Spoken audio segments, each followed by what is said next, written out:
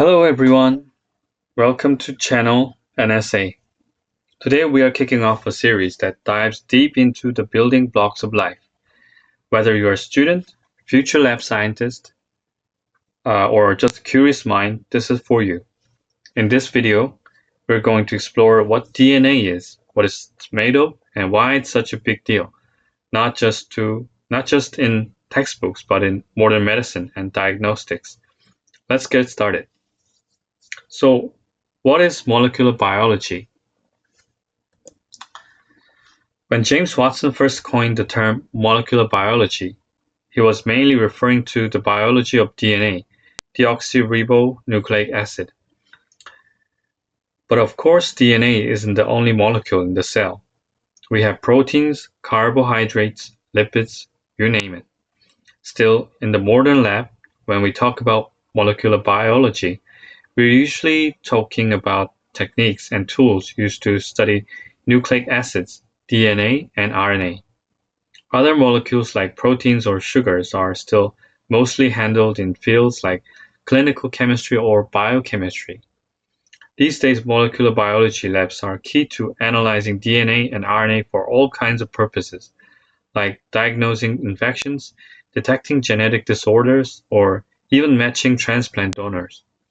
They might exist as their own lab section or be part of a bigger unit like molecular diagnostics or molecular pathology. And let's see why are nucleic acids such a big deal in the clinical lab? Well, DNA and RNA offer some pretty amazing features. First, they are extremely specific. Techniques like hybridization and amplification allows us to detect every tiny traces of genetic material without needing to isolate or grow an entire organism. That means we can run very sensitive and fast tests on small samples, like a drop of blood or a swab. And most importantly, the sequence of DNA, meaning the exact order of the letters A, T, G, and C, holds the information that determines traits, from eye color to genetic disease. In short, if we can read and understand DNA sequences, we can predict, prevent, and treat disease in powerful new ways. Alright, let's look at what DNA actually is. DNA is a macromolecule, meaning it's a huge molecule made of smaller repeating units. It's made of 5 elements: carbon, hydrogen, oxygen, nitrogen, and phosphorus. The repeating units in DNA are called nucleotides. Each nucleotide has 3 parts: a sugar molecule called deoxyribose, a phosphate group, and a nitrogen base. There are 4 different nitrogen bases in DNA: adenine, cytosine, guanine, and thymine. These bases are the letters in the DNA alphabet, and their order carries all the genetic information. Each nitrogen base is attached to the sugar, and the phosphate group links one sugar to the next. That forms what's called the sugar-phosphate backbone of DNA. This backbone gives DNA its structure and stability.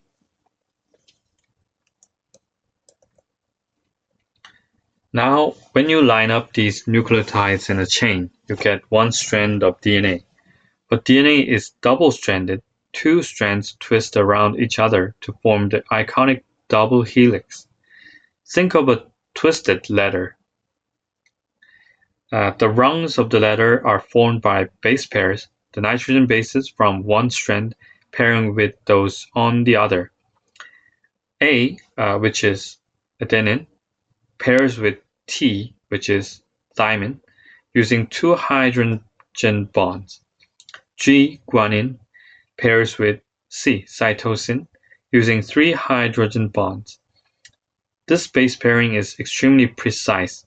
A never pairs with C, G never pairs with T, and this precision is what allows DNA to store information accurately and copy itself reliably, as we'll see in the next video.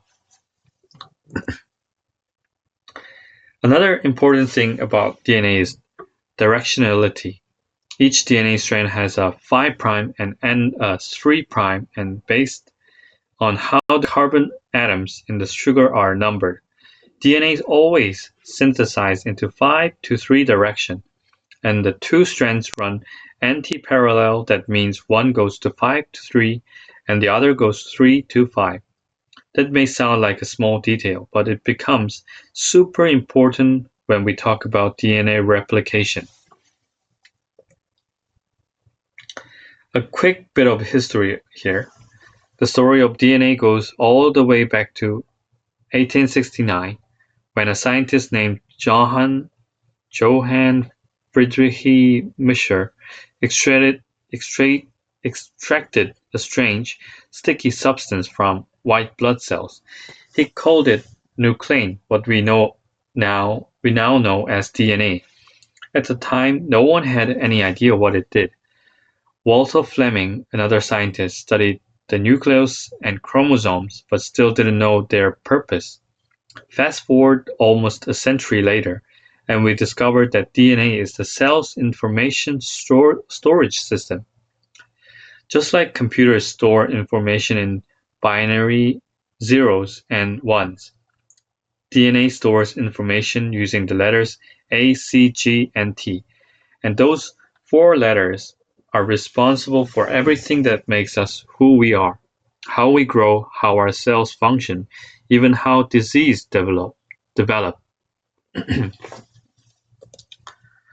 Let's take a closer look at the building blocks.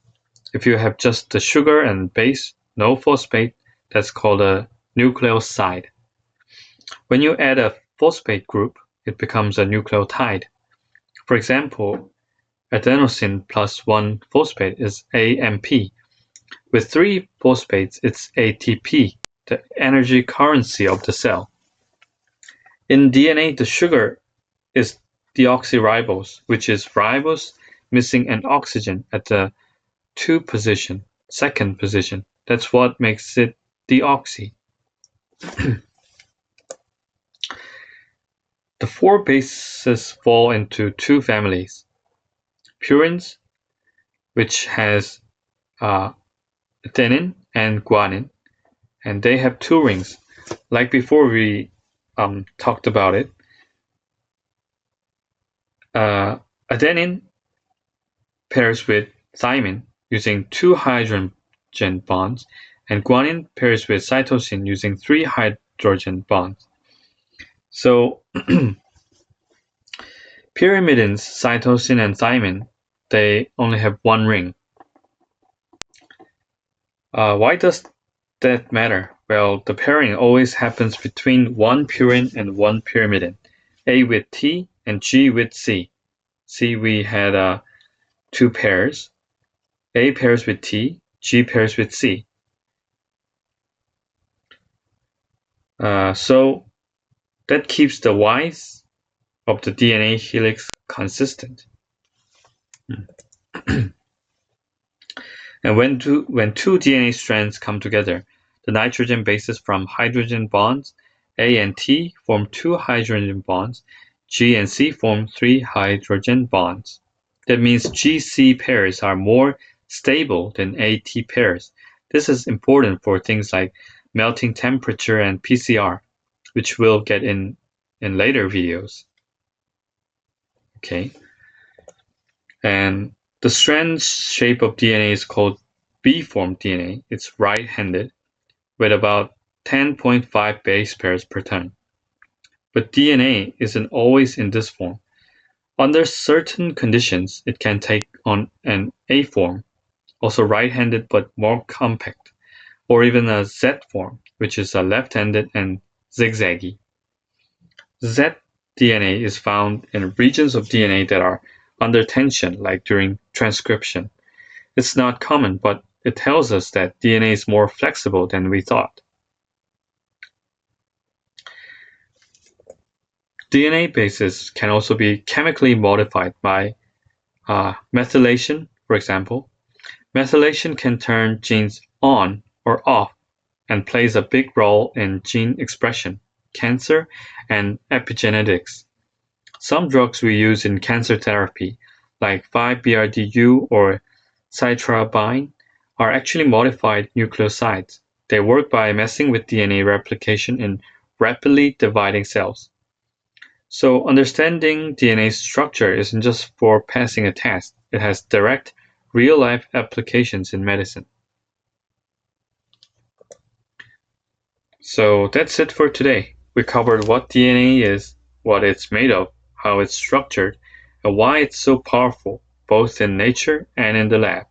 In the next video, we'll talk about DNA replication, how a cell copies its DNA with incredible accuracy, and how enzymes like DNA polymerase make it all happen. If this helped you understand DNA better, give the video a like and subscribe so you don't miss the next one. Thanks for watching, and I'll see you next time.